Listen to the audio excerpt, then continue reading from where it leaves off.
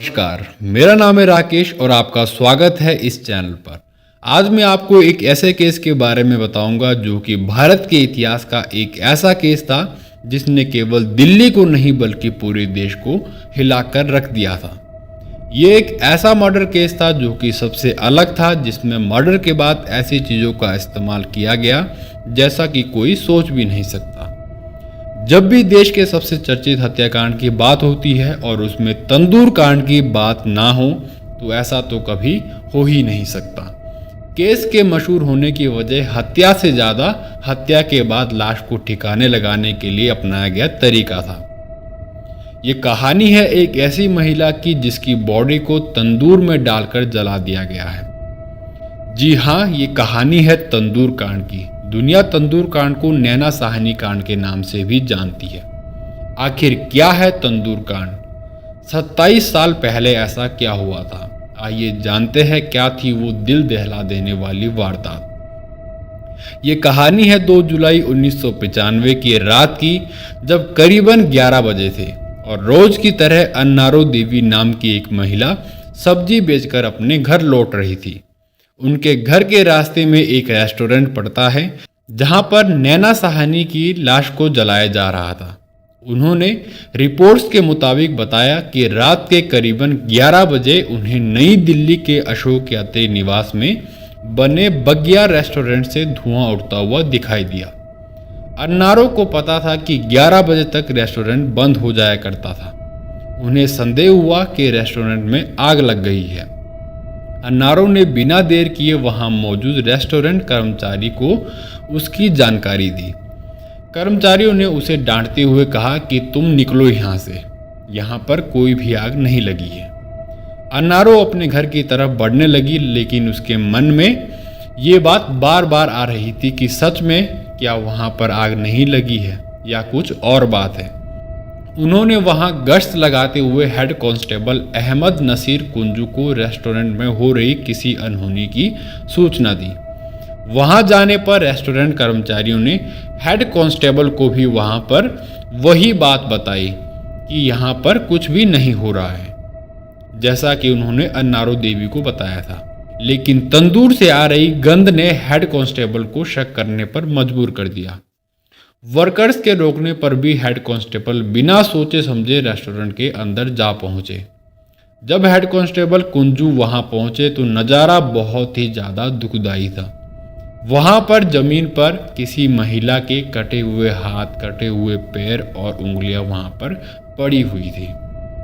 अब मैं आपको विस्तार से बताता हूं कि वो महिला कौन थी जिसके हाथ पैर कटे हुए थे। दरअसल तंदूर कांड नैना साहनी नाम की एक महिला की हत्या की कहानी है। हत्या करने वाला कोई और नहीं बल्कि नैना साहनी का पति सुनील शर्मा था। इस कहानी में सुनील शर्मा, नैना देवी और करीम मतबूल और अन्नारो देवी का जिक्र होने वाला है। सुनील शर्मा और नैना देवी पति पत्नी थे और करीम मतबूल सुनील शर्मा का दोस्त था। लेकिन करीम मतबूल और नैना साहनी पर सुनील को शक था कि इन दोनों का शायद आपस में नाजायज संबंध है। दिल्ली के गोल मार्केट में फ्लैट नंबर A2A में सुनील और उसकी पत्नी दोनों रहते थे। तो बात है 2 जुलाई 1995 की। सुनील देर रात 8 बजे अपने फ्लैट पर लौटता है और वो अपनी पत्नी को फ़ोन पर बात करते हुए देख लेता है। लेकिन जैसे ही वो अपनी पत्नी को फ़ोन पर बात करते हुए देखता है तो उसकी पत्नी फ़ोन काट देती है और अपने फ़ोन को बिस्तर पर फेंक देती है। तो ये सब देखकर सुनील को शक हो जाता है। फिर वो उसी नंबर को दोबारा से डायल करने लगता है तो उसे पता लगता है कि दूसरी तरफ तो मतबूल है। सुनील इस बात से बेहद गुस्सा हो जाता है और उसके बाद उस पर गोलियों की बौछार कर देता है। बाद उसकी पत्नी की मौके पर ही मौत हो जाती है। रिपोर्ट्स के मुताबिक सुनील शर्मा को अपनी पत्नी नैना साहनी पर पहले से शक था कि दोस्त करीम मतबूल के साथ उसका नाजायज संबंध है, और जब उसे प्रूफ मिल गया तो उसने अपनी पत्नी पर गोलियों की बौछार कर दी। हत्या के बाद नैना साहनी की लाश को सुनील शर्मा ने अपनी गाड़ी में भरा और उसे ठिकाने लगाने के लिए वो अपने घर से रवाना हो गया। लेकिन जब उसे लाश को ठिकाने लगाने के लिए कोई भी सही जगह नहीं मिली तो वो अपनी पत्नी की लाश को अपने बगिया रेस्टोरेंट में ले गया और उसने प्लान बनाया कि मैं उसकी लाश को तंदूर में डालकर वहाँ पर जला दूंगा।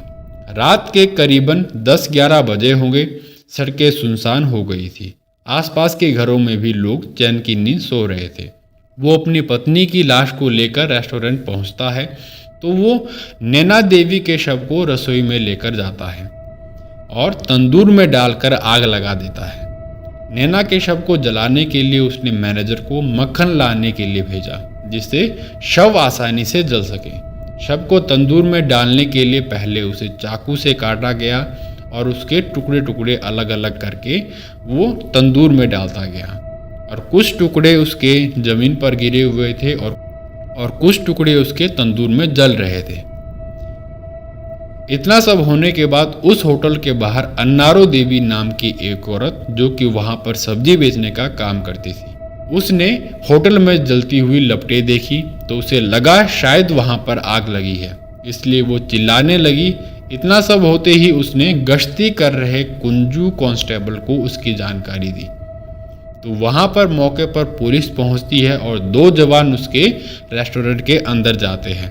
तो हेड कांस्टेबल और कांस्टेबल वहाँ पर देखते हैं कि वहाँ का जो नज़ारा है वो बहुत ही ज़्यादा डरावना था क्योंकि लाश वहाँ पर ज़मीन पर पड़ी थी और कुछ टुकड़े उसके तंदूर में जल रहे थे और उसकी जो लपटें थी वो बाहर तक दिखाई दे रही थी। आग की गर्मी की वजह से नैना देवी की जो अंतरिया थी वो बाहर निकल गई थी। कांस्टेबल कुंजू ने मौके पर रेस्टोरेंट मैनेजर केशव को पकड़ लिया जबकि सुनील शर्मा मौके पर फरार हो गया। कुंजू ने तुरंत इस मामले की सूचना कनॉट प्लेस थानाध्यक्ष निरंजन सिंह को दे दी और उसके बाद सुनील शर्मा को उम्र कैद हुई और इस कहानी पर पूर्ण विराम लग गया। लेकिन ये कांड उस दिन के बाद से इतिहास में दर्ज हो गया है क्योंकि कभी भी हमने ऐसा कांड नहीं देखा था जिसमें कोई आदमी ऐसा हैवान हो सकता है, अपनी ही पत्नी को जिसने तंदूर में डालकर जला दिया हो। ऐसा तो कोई दरिंदा ही कर सकता है। तो फिलहाल इस वीडियो में इतना ही। मिलते हैं आपको अगली वीडियो में। Thank you so much.